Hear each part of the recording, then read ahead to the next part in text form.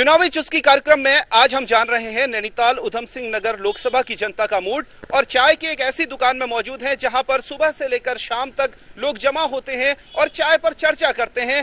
तरह तरह की चर्चाएं होती हैं, सामाजिक राजनीतिक चर्चा होती है, लेकिन आज हम केवल इस चर्चा को राजनीतिक तक सीमित रखेंगे और जानेंगे कि आखिर जनता का क्या मूड है। हमारे यहाँ पहाड़ में दाजू कहा जाता है और ये भटजी की दुकान है और भटदा की चाय की दुकान है। भटजी, क्या लग रहा है इस बार चाय किसके पक्ष में उबाल ले रही है, बीजेपी, कांग्रेस या फिर किसी और के पक्ष में? अभी तो सर दोनों पक्षों में ही उबाल ले रही है और जैसे ही चुनाव नजदीक आते रहेंगे उसी समय पता चलेगा किसकी ओर माहौल बन रहा है। किसकी ओर माहौल बन रहा है, यानी थोड़ा सा हमें सब्र करना पड़ेगा। अभी चाय के उबाल लेने में अभी थोड़ा सा वक्त है, इसलिए थोड़ा सा सब्र करना पड़ेगा। अब लोगों के पास जाते हैं। भाई साहब, आप आइए, आप यूथ हैं, आपको क्या लग रहा है कि किसके पक्ष में बन रहा है, माहौल बनता हुआ दिख रहा है? अभी तो मोदी जी के पक्ष में बन रहा है और 2014 में जैसे मोदी जी की लहर थी उससे बेटर लहर इस टाइम 2019 में है। 2019 में और मोदी जी ने काफी अच्छे, लोग तो कह रहे हैं, विपक्ष का आरोप है कि मोदी ने रोजगार नहीं दिए, कुछ नहीं मिला, कोई ऐसी योजनाएं नहीं लेकर आई। मोदी जी काफी सारी योजनाएं लाए हैं, शायद लोगों तक पहुंची नहीं है, माइट भी उनके वर्कर्स की इश्यूज रहे होंगे, बट जनधन योजना जो डिनोमिनेशन था वो सबसे बड़ा वो था ब्लैक मनी के लिए। और आपको लग रहा है कि साल 2014 रिपीट करेगा? ये युवा हैं लेकिन इनको ये लग रहा है, लेकिन कुछ और लोगों से जानते हैं। भाई साहब, चाय का बड़ा मजा आप ले रहे हैं, चाय का मजा ये बताएं कि चाय किसके पक्ष में उबलती हुई दिख रही है? तो देखिए, अभी देश जो है इस समय बड़ी उससे गुजर रहा है, हमारे सैनिक मारे गए हैं। पहले मोदी जी को इस पर स्टॉप उठाना चाहिए, इनको अंदर तक खदेड़ के आना चाहिए और वहीं इनका ढेर करना चाहिए। और जब तक बदला नहीं लेंगे तब तक जनता शांत बैठने वाली नहीं है, क्योंकि किसी ने अपना भाई खोया है, किसी ने बेटा खोया है।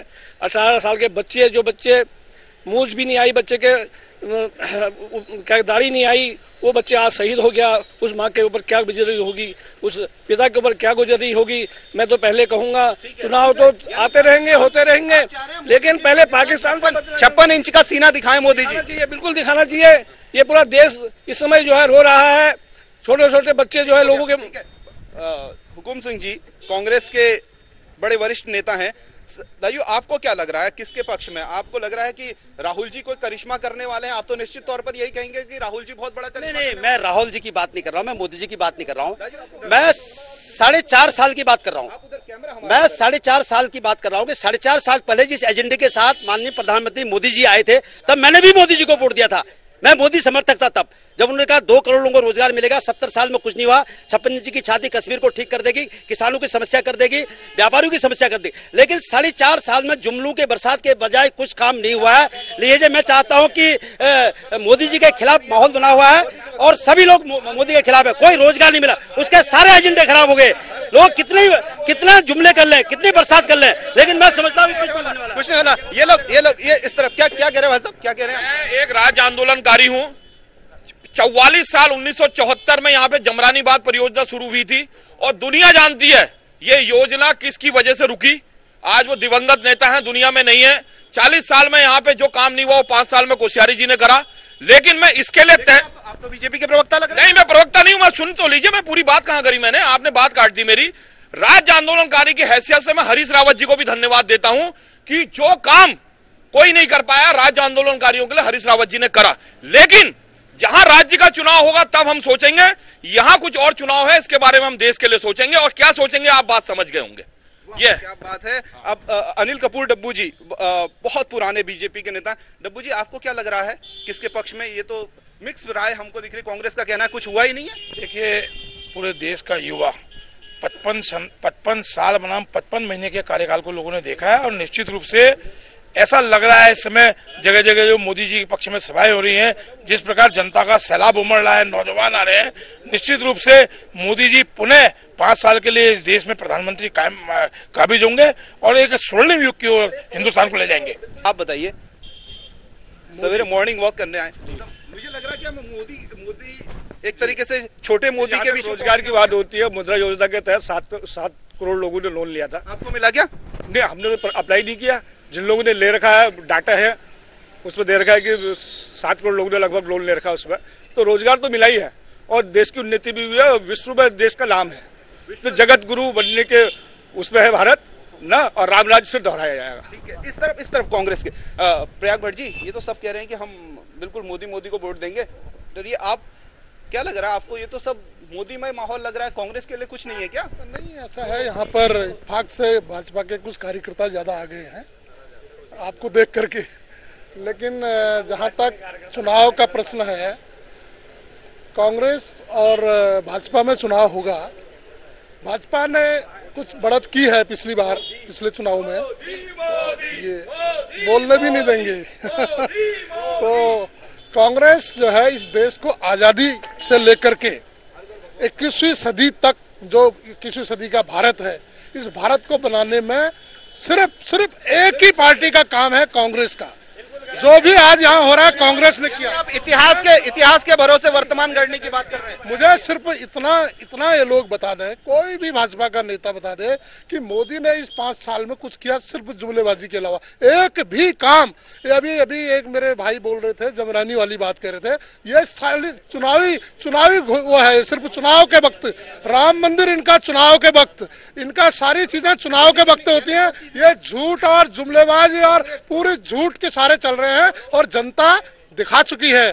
3-5 स्टेटों में भाजपा को शून्य कर दिया, सारा स्टेटों में भाजपा शून्य होगी। मोदी जी ये क्या कह रहे हैं, आप बताइए? ये तो ये कह रहे हैं कि मोदी ने कुछ नहीं किया, जुमले बिल्कुल गलत कह रहे हैं, क्योंकि वो कांग्रेस के वरिष्ठ नेता हैं भट्ट जी। लेकिन आपको पता होना चाहिए, जितने कार्य इन 5 वर्षों में मोदी जी की सरकार ने किए वो किसी ने किए। उसमें आयुष्मान योजना, जिसको आप जानते हैं, आप वरिष्ठ पत्रकार हैं, बिल गेट्स ने कहा है कि ऐसी इतनी बड़ी योजना आज तक विश्व में कोई लागू नहीं हुई है। हर प्रत्येक व्यक्ति को इंडिविजुअली, परिवार से छोड़ के 5 लाख रुपए का बीमा देने का काम इस देश के प्रधानमंत्री जी ने किया है। आप जानते हैं, ये सब वोट दे देंगे। आप देखिए ना, आप मैंडेट देखिए, आप पत्रकार हैं, आप तो भाजपा या कांग्रेस के प्रवक्ता नहीं हैं। क्या कह रहे हैं? मैं भाई साहब ये कहना चाह रहा हूँ कि आतंकवादियों ने जो हमला किया हमारे वीर जवानों पर, मैं ये देख रहा हूँ मीडिया के जितने चैनल्स हैं, वहाँ पे कांग्रेस का एक भी, यहाँ की विपक्ष का एक भी प्रवक्ता उस पर बहस करने नहीं आ रहा है। यहाँ तक कि अभी ये मामला शांत हो जाएगा 4-5 दिनों के बाद, सारे प्रवक्ता विपक्ष के है ना, फिर से मोदी का विरोध करने के लिए आ जाएंगे। राजू, आप क्या कहना चाह रहे हैं? किसकी सरकार बन रही है 2019 में? मैं फ्रीडम फाइटर का बेटा हूँ, जनता में आक्रोश है। लोग ये चाहते हैं, लोगों का ये कहना है कि नेताओं के बच्चे कब शहीद होंगे। हाँ, चुनावी मुद्दा बनेगा ये। चुनाव हर बार चुनावी मुद्दा बनता है। नेता का बच्चा नेता बनेगा। मेडिकल, एजुकेशन, राजनीति, ये धंधा हो गया है आज की तारीख में। प्रधानमंत्री तक मेरी बात पहुंचाएं कि नेताओं के बच्चे कब शहीद होंगे। वो हम एक ऐसे माहौल में इस चुनावी चर्चा को शूट कर रहे हैं, इस चाय की चुस्की को शूट कर रहे हैं कि जिस समय देश में वाकई गमगीन माहौल है। बस प्लीज आप ये बताइए कि ये चुनावी मुद्दा बनता हुआ दिख रहा है आपको? ये चुनावी मुद्दा कोई चुनावी मुद्दा नहीं है, ये देश का मुद्दा है। ये मुद्दा देश का मुद्दा है ना, चुनावी मुद्दा नहीं है। ये राष्ट्रभक्ति और राष्ट्र पर प्रहार हुआ है, ये गलत हुआ है और इसका बदला लेना चाहिए। और यही गवर्नमेंट है जो बदला ले सकती है, जिसमें इतना मुखर प्रधानमंत्री है, जिसने सीधे चैलेंज किया है। सर्जिकल स्ट्राइक इससे पहले भी हुई है, मोदी ने नहीं किया है। मोदी से पहले भी कई, अरे पूरे पाकिस्तान के 2 टुकड़े इंदिरा गांधी ने की, अटल बिहारी वाजपेयी ने, ये थोड़ा सा चर्चा जो है, क्योंकि इस समय ऐसा माहौल है कि पाकिस्तान विरोधी जरूर नारे लगेंगे, क्योंकि जिस तरीके से हमारे सैनिक शहीद हुए। लेकिन आखिर ये चुनाव, लेकिन भाई साहब प्लीज, आखिर अब इन लोगों से ये जानते हैं कि आखिर ये चुनाव जो होगा 2019 का, ये किन मुद्दों पर लड़ा जाएगा? भैया, मुद्दे क्या रहेंगे? आपको क्या लगता है कि 2019 के मुद्दे क्या रहेंगे चुनाव? सबसे पहला मुद्दा तो हमारी सीमा को लेकर है, रक्षा को लेकर है। सबसे ज्यादा हमें रक्षा पे देखना चाहिए कि पाकिस्तान को सबक सिखाना चाहिए। सुरक्षा हमारी सबसे पहला मुद्दा होना चाहिए, देश की सुरक्षा पहले है।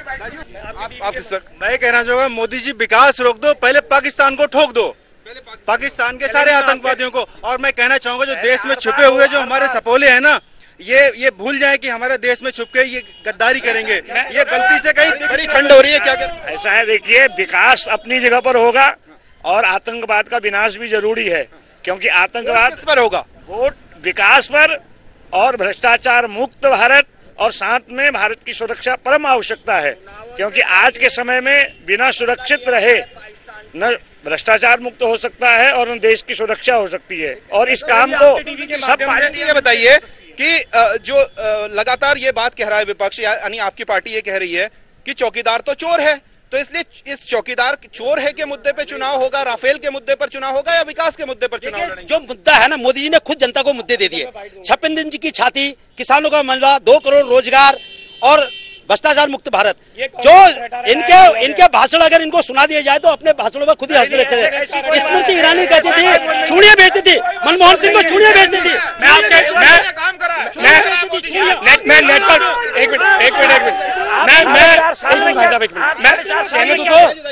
नेटवर्क 18 के माध्यम से आपके पास भी आ रहे हैं। पहले साल में आप क्या चाहते हैं? मैं नेटवर्क 18 साल में मैं आपको बताऊं, सबसे बड़ी चोट मोदी जी ने करप्शन पे करी है। करप्शन पे आज जो गांधी परिवार जिसमें कोई हाथ नहीं डाल सकता था, उनके दामाद से आज 12-12, 14-14 घंटा ईडी ने पूछताछ करी है। चिदम्बरम कोर्ट के चक्कर काट रहे हैं, तो इसलिए करप्शन मेन मुद्दा है। करप्शन पे ही चुनाव। ब्रेक के बाद चुनावी चुस्की जारी रहेगी। एक लेते हैं छोटा सा ब्रेक और इस चुनावी चुस्की में जानेंगे कि आखिर क्या बोल रहे हो। साल 2019 में सरकार किसकी बनेगी ये तो पता नहीं, लेकिन फिलहाल चुनावी चुस्की में गर्मा गर्म बहस। हम नैनीताल उधम सिंह नगर लोकसभा के लोगों से बात कर रहे हैं। राजू, क्या लग रहा है, किस पर वोट करेंगे इस बार? मोदी जी। क्यों कर देंगे भैया? मोदी को वोट राहुल गांधी है, मायावती है, मुलायम सिंह यादव है, यानी समाजवादी पार्टी है। किसको क्यों कर देंगे मोदी जी को वोट? सबसे बड़ा करप्शन भ्रष्टाचार मोदी जी ने ही मिटाया इस बार, क्योंकि मोदी जी जैसा प्रधानमंत्री इस देश में मिल नहीं सकता अभी। अरे आप बोलते तो होंगे, आप बोलते हैं या नहीं बोलते हैं? तो 2019 में भी तो आपको बोलना पड़ेगा। इसके पक्ष में बोलेंगे। मोदी जी ठीक है, बट मोदी जी का क्या है कि उन्होंने खाली बहुत सारे झूठे वादे भी करते हैं। क्या झूठे वादे किए मोदी जी ने? अरे ये पहले शख्स हैं जिन्होंने कहा कांग्रेस के इतर की मोदी जी ने झूठे वादे किए। क्या भी सपोर्ट नहीं कर रहा है, मैंने मोदी जी का सपोर्ट कर रहा हूँ। मैं कांग्रेस, अभी जो लड़के हैं बहुत सारे बेरोजगार हैं, उनके लिए जॉब वैकेंसी नहीं निकलती गवर्नमेंट में। प्राइवेट सेक्टर में जॉब बढ़ा दी है बोलते हैं, 10-12 हज़ार या 16 हज़ार पा रहे हैं उन लोग। कोई बीटेक करके, कोई कुछ करके बैठा हुआ है, तो उनके लिए गवर्नमेंट खुद से क्यों नहीं पैदा करती? क्योंकि जो प्राइवेट जो सेक्टर्स हैं उनको ज्यादा बढ़ावा दे रही है। ठीक बात है। सर हम तो बोलना चाहेंगे कि मोदी जी को वोट करें, क्योंकि उन्होंने आधार कार्ड से भारत को डिजिटल इंडिया बनाया और आयुष्मान कार्ड बनाए। इस प्रकार के निम्न सुविधाएं दी हैं, खेती फसल बीमा सुरक्षा, और इसलिए मोदी जी को वोट करना चाहिए। यानी ज्यादातर लोग जो है वो मोदी के पक्ष में बात कर रहे हैं, लेकिन ये जरूर है कि एक युवा से जब हमने बात की तो उसने ये बात रखी कि जो रोजगार का वादा था, सरकारी नौकरियां कम हो गई, तो निश्चित तौर पर कांग्रेस से बात करते हैं।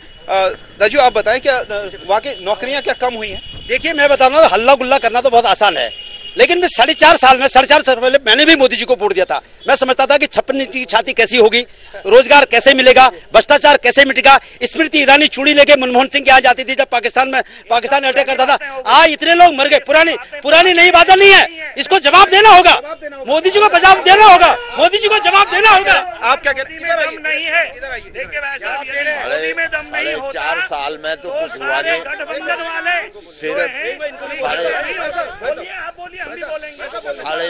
साढ़े चार साल में कोई काम नहीं हुए, खाली जुमलेबाजी हुई है। अब आजकल चुनाव नजदीक आ गया तो जबरानी का मुंह खोल दिया। जबरानी ये चीख रहे हैं। इस तरफ हम लोग चुनावी चुस्की कार्यक्रम बात कर रहे हैं, तो महिलाओं ने भी न्यूज 18 का एक कार्यक्रम ज्वाइन कर लिया। मैडम, आपको क्या लग रहा है, साल 2019 में आपके सामने नरेंद्र मोदी एक चेहरा है, राहुल गांधी एक चेहरा है, एक गठबंधन भी बनता हुआ दिख रहा है, आपको किसके पक्ष में बनता हुआ दिख रहा माहौल? मैं तो ये कहना चाहूंगी कि मैं वोट फॉर ओनली मोदी, मुझे मोदी ही आने चाहिए। और मोदी का आप छोड़िए इसको, यहाँ पे इसको मैं पकड़ लूंगा, इसके लिए मुझे तनख्वाह मिलती है। मोदी जी का विकल्प कोई और नहीं है पूरे देश में। एक ओनली जो विकल्प है वो विकल्प होता तो आप दूसरे को वोट कर देते। बेटा, आपको क्या लग रहा है? छोटी सी बच्ची हमारे साथ मौजूद है। बेटा, आपको क्या लग रहा है? मोदी जीतेंगे। मोदी यानी ये आप कह सकते हैं कि नरेंद्र मोदी का साल 2014 में जो क्रेज था ठीक उस तरीके का क्रेज देखने को मिल रहा है। लेकिन बीजेपी भाई साहब ये बताइए, जो विपक्ष आरोप लगा रहा है वो कह रहा है कि कोई रोजगार नहीं मिला, कुछ नहीं मिला। क्यों नहीं आप लोग रोजगार दे पाए? सरकारी नौकरियों के अवसर कम हो गए। ये गलत बात है। रोजगार जनरेट किए हैं। अभी जो नया डाटा है आपने देखा है 28.5 लाख रोजगार 2018 और 2019 के उसमें दिए हैं। ये कांग्रेस का कुछ तो लोग कहेंगे, लोगों का काम है। जुमलेबाजी हो रही, जुमलेबाजी। मोदी को जवाब देना होगा। जुमलेबाजी हो रही है तो सारे गठबंधन के महाचोर इकट्ठे क्यों हो रहे?